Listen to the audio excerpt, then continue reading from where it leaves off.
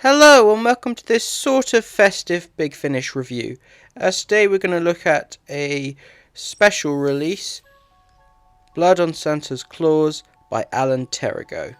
This was part of a monthly range anthology release, each story somewhat dealing with holiday and festive themed ideas, though not exactly straight up Christmas specials. But before we get into the review for this particular story, I'd just like to ask, if you haven't already, please support the channel by hitting subscribe, turning on notifications so you can stay up to date with all the content I release. You can find and follow me on Twitter at the link here, and please be sure to like and comment your thoughts on Blood of Santa's Claus below. The story sees the Doctor taking Perry and new companion Joe to the planet Naxios in the far distant future, and to their surprise they discover a dead body who turns out to be, apparently, Santa Claus himself. And so in order to figure out what's going on, the Doctor disguises himself as said Santa Claus in order to figure out what's going on and why he doesn't revisit this particular era in history all that often. Doctor! What's wrong? I found a body! A body? Yes! Well, it's not Joe, is it? It's... I can't believe it! What? It's Santa Claus! What? Oh, yes. So it is. Red coat, boots. What does this mean? It means someone's killed Father Christmas. Father Christmas doesn't exist. Well, he certainly doesn't now. Doctor, be serious! Oh, it's perfectly possible to be flippant and serious at the same time. This was a really fascinating story that explores some really creative ideas, most notably the idea of religion and how over time certain faiths would eventually evolve or disappear due to the fact that eventually a lot of miracles would be proven by science, and so we get to see how things would change for humanity and what faiths would exist in the future, as it's likely that what we believe in now wouldn't be the same going forward.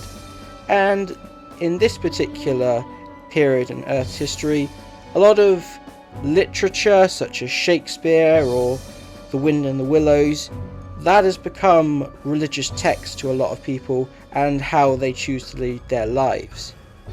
And by having so many contrasting religions that are very different from each other, this of course leads to religious war and conflict, and this is something that I really love about Doctor Who, taking real world issues and being really creative and imaginative with it.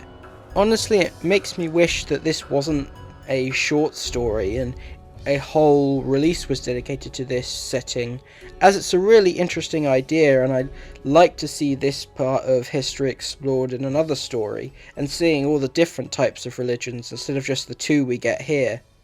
The reason the Doctor and Perry find the body of Santa Claus in particular is because the idea of Santa Claus being someone who knows if you've been bad or good, so be good for goodness sake, has led to that particular character being the face of figures of authority like the police, which is why the Doctor chooses to disguise himself as Father Christmas.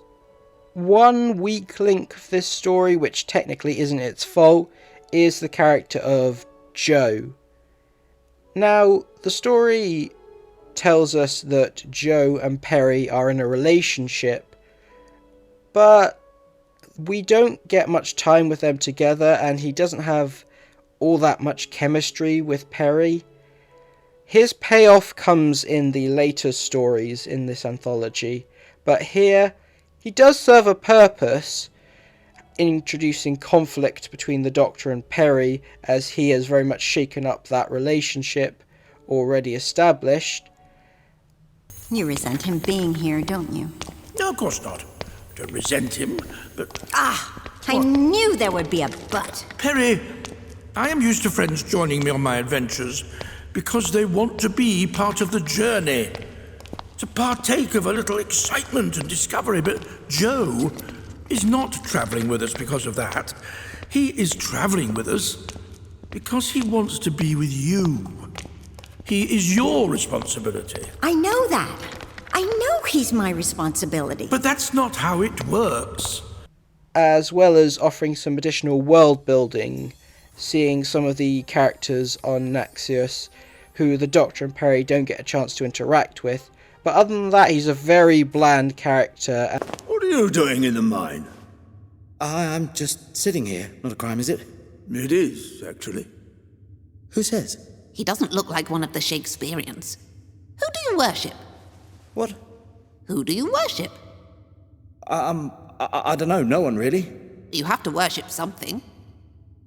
Well, I do worship Mark Bolan. No Mark Bolan worshippers have settled on Naxios. But other than that, I really enjoyed this story and I really recommend checking it out.